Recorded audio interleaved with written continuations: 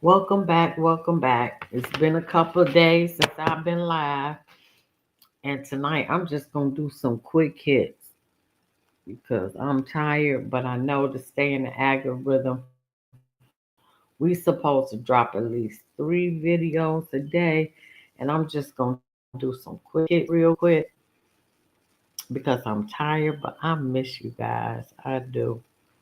And thank you so much. Shout out to my new subscribers. Thank you so much. But we just getting back into our book, The Trilateral Commission, which is the secret society full of senators and you know, bill presidents are a member of this secret society. And this book is really good. Written in 1980, but proven to be very effective, and that everything is still going on in 2025. So I think we're going to be able to, excuse me, to get through this so we can get to chapter 2. In a 1973 memo on a trilateral policy program, then Director Brzezinski is now a Harvard professor, but he was in Richard Nixon's cabinet. He was in a couple of Democratic cabinets as well. He also was one of the people who groomed Obama, along with George Soros, and we're going to kick it on him, and Henry Kissinger, who is Illuminati himself, both George and Henry Kissinger that passed at 100. But anyway, Berninsky recommended the study of control over man's development and behavior as a theme for latter consideration. More specifically, such a task force will undertake to study the social, educational implement, implications of availability, especially in advanced societies, of new means of social control. The renovation trilateralism evasions is not smoothly underway. On the contrary, challenges and contradictions manifest themselves at all levels. Today, the U.S. economy and the entire international capitalist system is fraught with deeply rooted problems like stagnation and rapid inflation. 1980, 2025. In 7980, the Carter administration attempted to engineer a controlled economic slowdown, hoping to avoid a depression. I remember as a child, my grandmother standing in line for gas for like 2 hours. It was awful. And back then, I think gas was like 99 cents. The type of social Darwinism which a controlled recession would impose is just the sort of big business wants to house clean the economy, streamlining industry and labor for more efficient competition in the region, in the international arena. In part, streamlining means emphasizing high technology, high productivity, high profit industries like advanced electronics, aerospace, and energy over labor intensive, low technology, poorly competitive industries like textiles and steel. Carter's economic restructuring tools have included an enormous tax cut for corporate America, 1980, 2025. The tax cut included a cut in corporate tax rate, a permanent investment tax credit, and a reduction in capital gains taxation.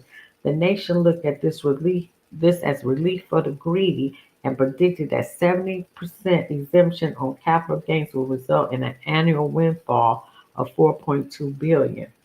75% of this of it going to those making over 50,000, who represents the top 3% of the population.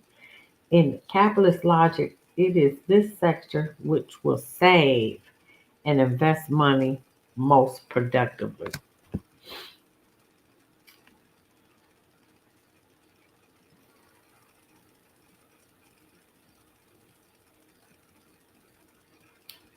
3% on paper for 79 and 80, and an average of nearly 5% through 1985 and more in practice.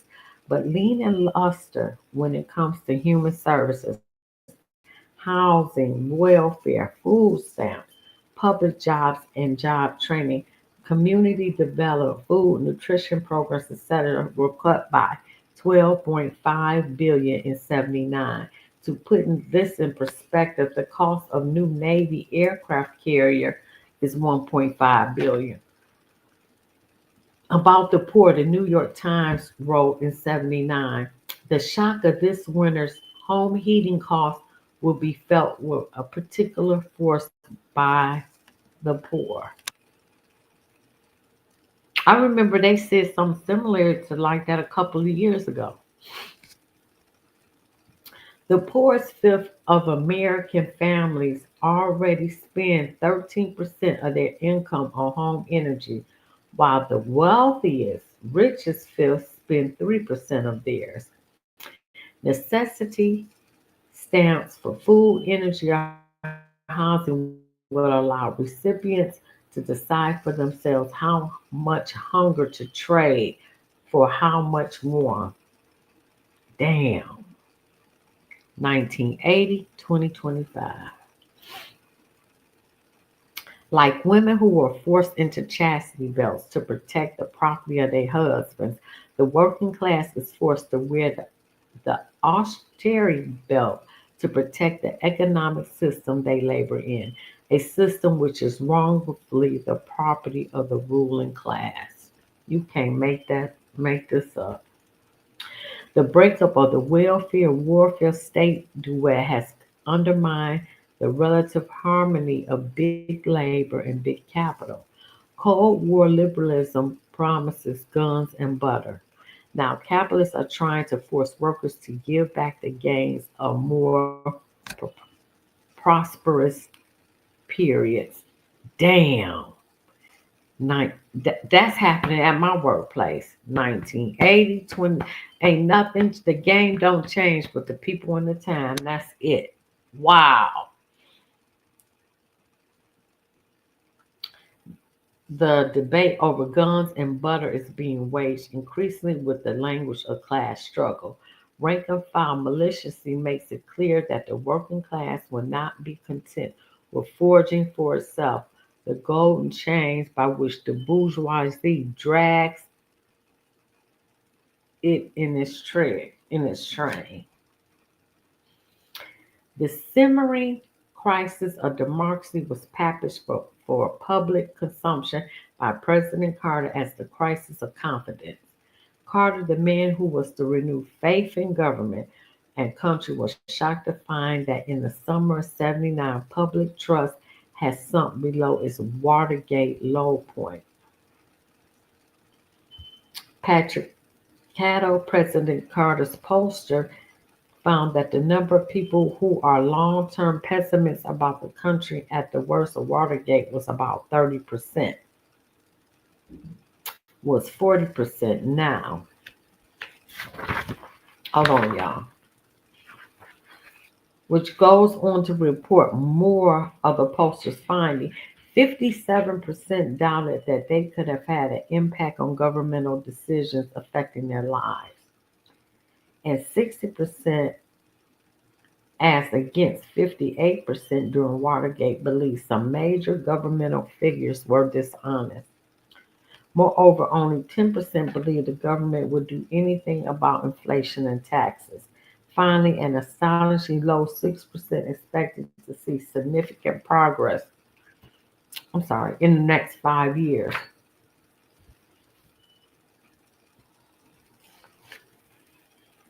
In the spiritual energy Oh, wait a minute. In his spiritual ending address, Carter said, the erosion of our confidence in the future is threatening to destroy the social and political fabric of America. We've always had faith that days of our children will be better than our own. Same 1980, 2025. Our people are losing that faith, not only in government itself, but in our ability as citizens to serve as the ultimate rulers and shapers of our democracy. In a nation that was proud of hard work, strong families, close knit communities, and our faith in God, too many of us now tend to worship self indulgence and consumption. Human identity is no longer defined by what one does, but what one owns. That is a fact. But we discovered that owning things and consuming things does not satisfy our longing for the meaning. For the first time in history of our countries, a majority of our people believe that the next 5 years will be worse than the past 5 years. Two-thirds of our people do not even vote. As you know, there's growing distrust for the government and for churches and for schools, the news media, and other institutions. Same thing, 1980, same thing, 2025. We were sure that ours was a nation of the ballot, not the bullet, until the murders of John Kennedy and Robert Kennedy and Martin Luther King. We were taught that our armies were always invincible and our causes were always just, only to suffer the agony of Vietnam. We respected the president as a place of honor until Watergate. We remember when the phrase sound as a dollar was an expression of absolute dependability until 10 years of inflation began to shrink our dollar and our savings. We believe that our nation's resources were limitless until 1973 when we had to face a growing dependence on foreign oil. Though these wounds run deep, they never have been healed. Wow, wow. Reflects the fact that distrust in government comes from knowledge that government does not serve people's needs. Sure don't. Distrust is not just a personality disorder brought on by the shock of Watergate. Realizing people see government oil company collusion behind the energy crisis. Carter threw out OPEC as a scapegoat around which to rally the United States people on the battlefield of energy in a war for national will. Dependence on OPEC was blamed for gas lines. I just told y'all that. I remember that and more. It's a cause of increased inflation and unemployment that we now face. Even business week scolded Carter for such meaningless rhetoric. For a more complete analysis of the oil crisis from a corporate perspective, see Business Week, the oil crisis in real time, July 30th, 1979. But if people are rallying around anything, it's against nuclear power and corporate control energy, not only in the US, but throughout Western Europe and Japan. There was truth in Carter's speech, buried up among the quotes from ordinary people. And I like this one particularly from a black woman who happens to be mayor of a small Mississippi town. The big shots are not the only ones who are important. Remember, you can't sell anything on Wall Street unless someone digs it up somewhere else first. The fact is that people are sick of digging it up to the line, the pockets of Wall Street investors. That is a fact. In an era of economic decline, the contradictions of capitalist democracy become that much clearer. And consumption worship, which Carter laminated, Members of the higher echelons of the Trilateral Commission must be frustrated knowing that while they are merely an advisory committee, neither are they the executive committee of international capitalism. For trilateralism, relations between the big trilateral powers, the US, West Germany, and Japan, are not cozy enough. The threat of trade rivalries exploding into trade wars continues to loom over the Atlantic and Pacific horizon. What changed? We're going doing the same thing right now with these tariffs. 1980, 2025. Wow. Aware that protectionism is on the rise, trilateralists take a harder look at underlying domestic and international economic conditions. They find that the trilateral countries are plagued by general industrial malaise. Inflation and unemployment have remained high in the trilateral countries for over 5 years. Fundamental agenda restructuring. This is from 1980. It may well be that the difficulties are not only cynical and hence amenable to demand management, but also structural. They may require reallocations of resources in the economy, which takes time and money to achieve. So long as structural changes are required, one could expect high unemployment or high inflation or both as the forces for the change press against established positions in the economy. Damn, I might as well finish this on out and then we'll be at,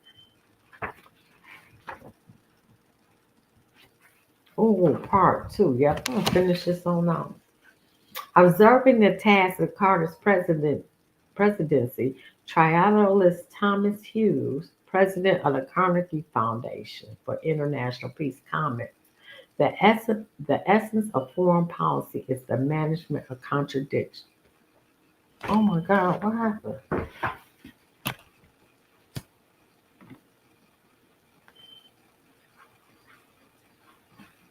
What happened?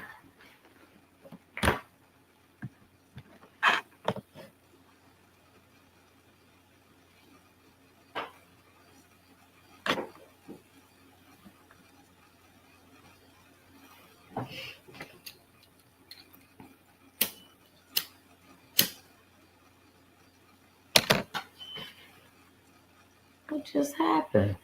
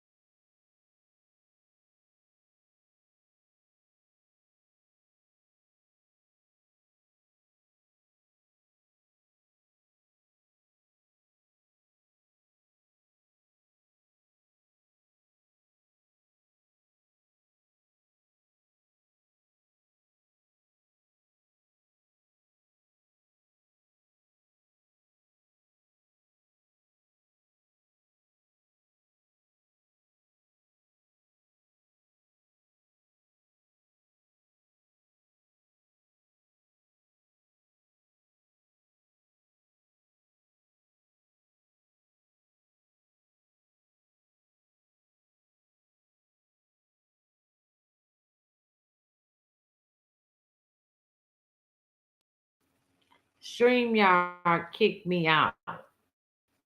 And I'm almost finished with this video. StreamYard kicked me out. It took me all this time to get back, but I'm going to finish.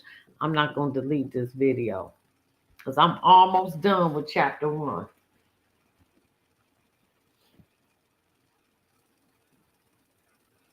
Let me see. What was I at? Oh, observing the task of Carter's presidency, triatlonist Thomas Hughes, president of the Carnegie Foundation, Carnegie Endowment for International Peace, I'm sorry, comments the essence of foreign policy is the management of contradictions. That is a fact. Trilateralism is the current ruling class attempt to manage the contradictions which riddle the international capitalist system. Let that sink in. The Western capitalist prescription for development is a model which always leaves intact the dynamic of exploitation and the machinery of repression. Wow. Regardless of what concessions or reforms may be instituted. That's a fact. It is a model which sees human labor as one more resource to be exploited. That is a fact.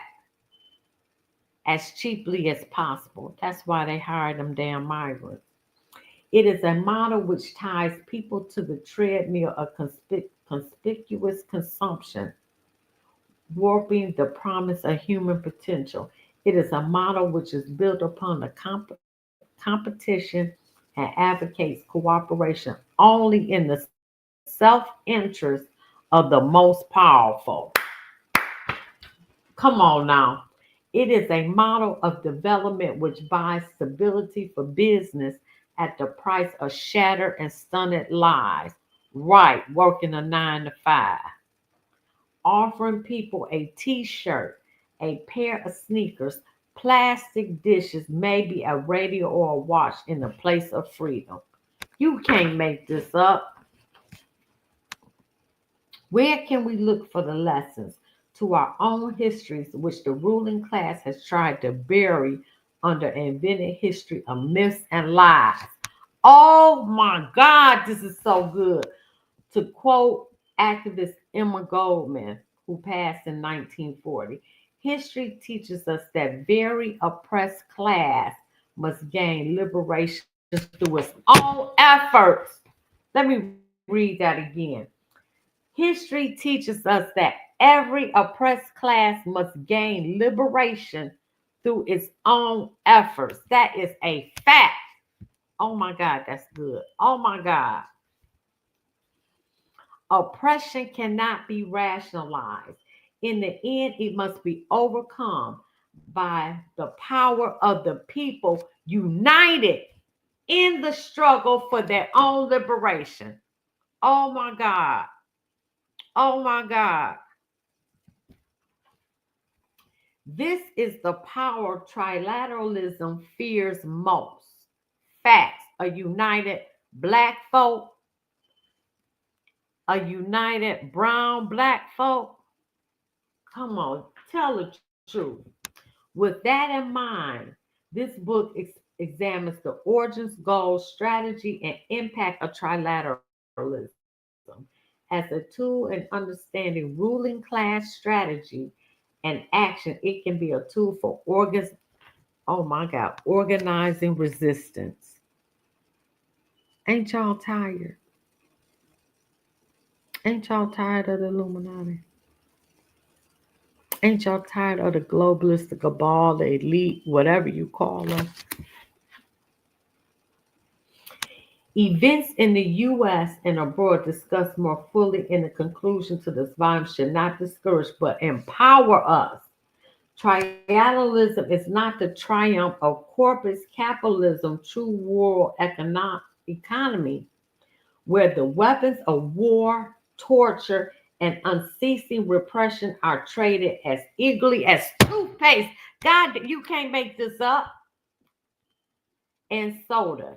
It is capitalism's defense. Together we can build enduring democratic and socialist systems which are founded on the collective efforts of a highly educated, mobilized, and participant society in which put the needs and aspirations of all human beings, not the profits of the few, at the heart of economics and politics.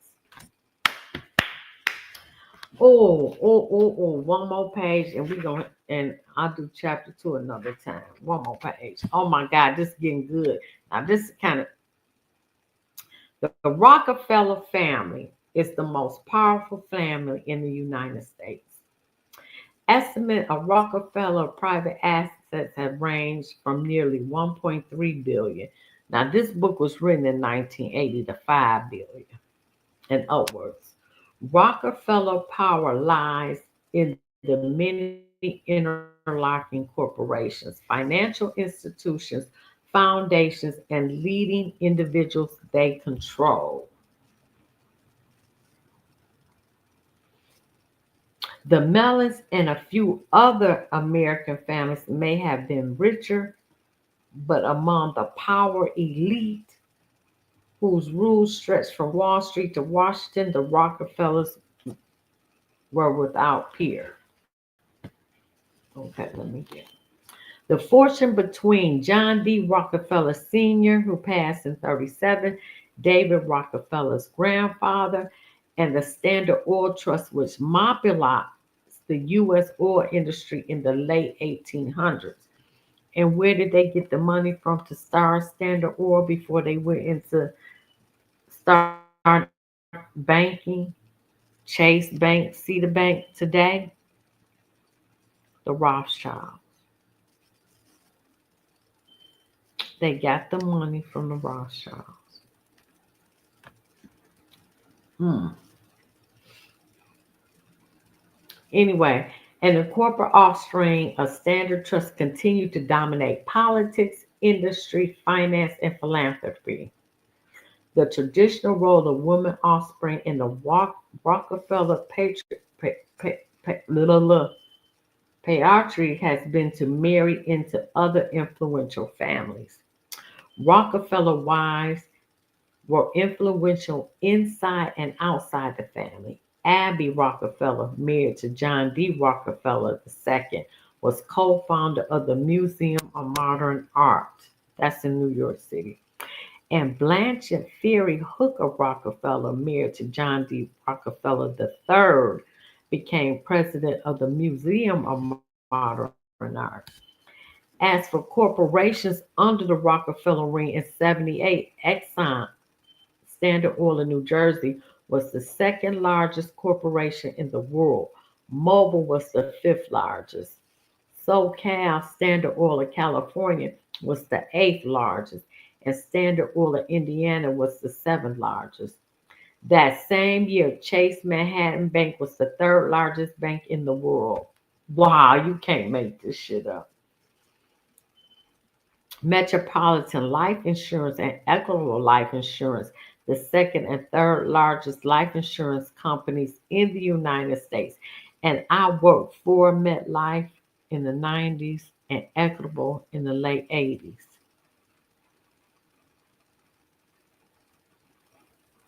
And the Eastern Airlines, which he sold that, the seventh largest transport company in the U.S. Powerful namesakes include the Rockefeller Foundation, Rockefeller Brothers Fund, Rockefeller University, formerly the Institute for Medical Research, and a huge real estate development project. Rockefeller Center, located in New York City. The late Nelson Rockefeller died 79. David's brother was the chief exception to the Rockefeller rule to operate primarily behind the scenes, laying out long range policies while leaving the details to loyal spokesmen of their interests in positions of public power. Nelson Rockefeller was four term governor of New York. He was 1958 to 1973. As governor, Rockefeller ordered state troopers to storm Attica prison in 1971. Sure did. They was rioting so hard in Attica. They took the COs hostage and everything about the treatment of prisoners.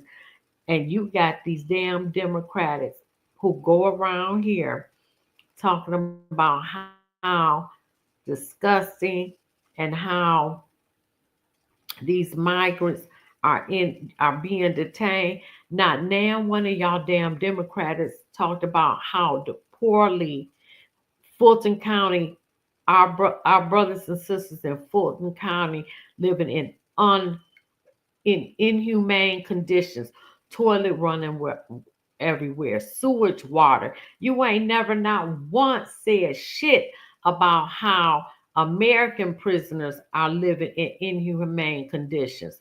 Fuck y'all. Now, I done got off track. Let me get back.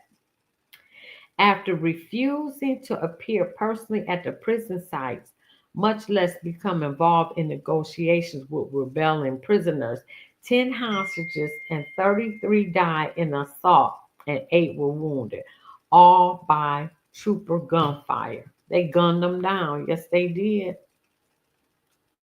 Yes, they did. Yes, they did.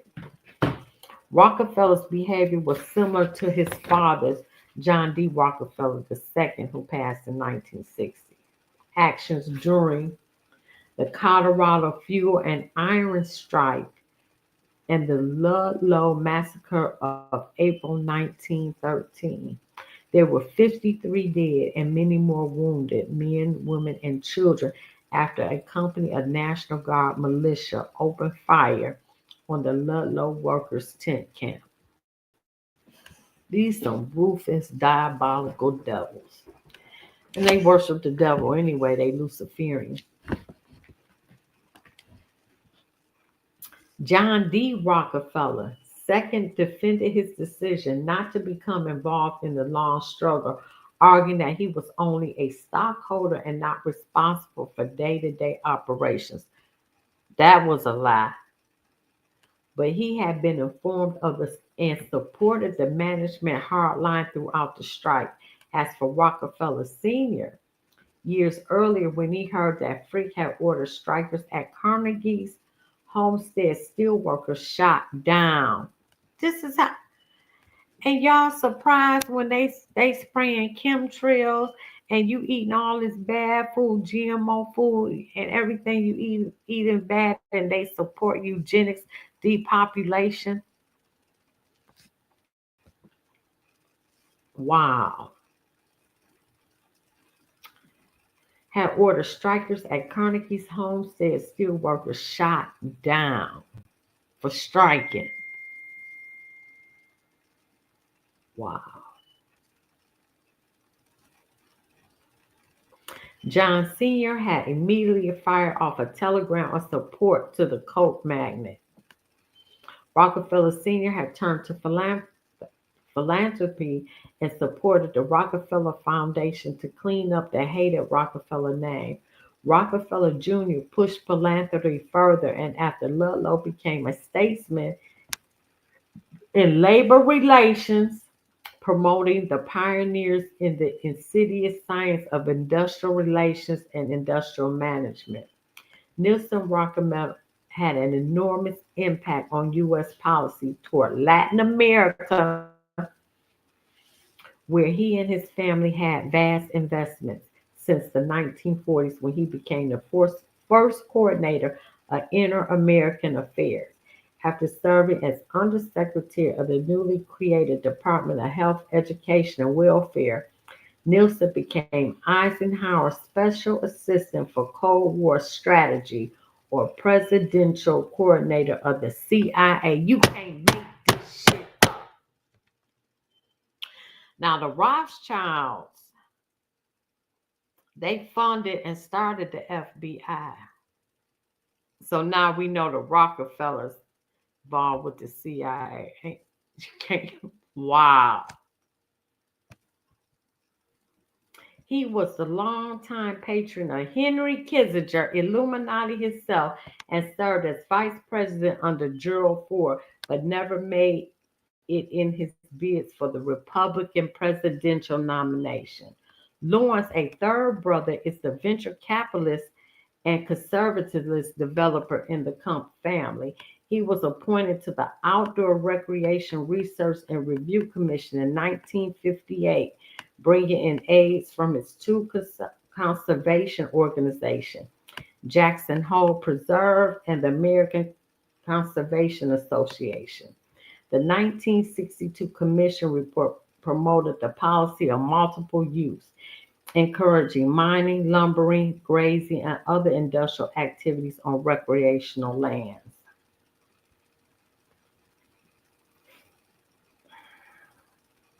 Lawrence was a heavy investor in tourism development, especially luxury resorts on beach and wilderness lands in Hawaii, Puerto Rico, the Virgin Islands, and elsewhere. Damn, they into everything. John D. Rockefeller III, who died in 78, was the philanthropist and Mr. Asia. One of his special achievements was the Population Control, a foundation which supports projects to reduce the so-called population explosion, especially in the third world. Oh my God, you can't make this up.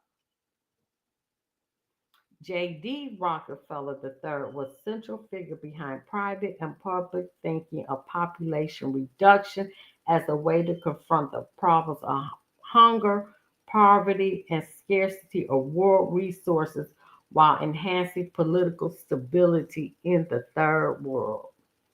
Among the four brothers, excluding Winthrop, mentioned below, joint achievements was the 3-year Rockefeller Panel Studies, which produced Prospect for America, a report whose recommendations would be incorporated into both party platforms in the 1960 presidential elections and would exert a profound influence in the course of America's military, politics, domestic affairs over the next troubled decade. Collier and Hortense. Winthrop Rockefeller died in 73. The fifth brother went outside the family mainstream, moving to Arkansas and becoming a force in Arkansas development as businessman, rancher, philanthropist, and governor until 1971, until his recurring problem of alcoholism added to his defeat for the third term. John D. J. Rockefeller the fourth, son of John D. Rockefeller, was elected Democratic governor of West Virginia in 79 and serves on the Trilateral Commission with David. Damn, you can't make this up. For David Rockefeller's background, see Who's Who on Trilateral Commission in this volume. Mm, mm, mm. Like, share, subscribe, leave a comment. We will be heading in chapter 2, which is the Trilateral Commission, Economic and Politics in the 70s. This is so good to me. I don't know about y'all. Sometimes y'all like the book, sometimes don't, but I'm reading.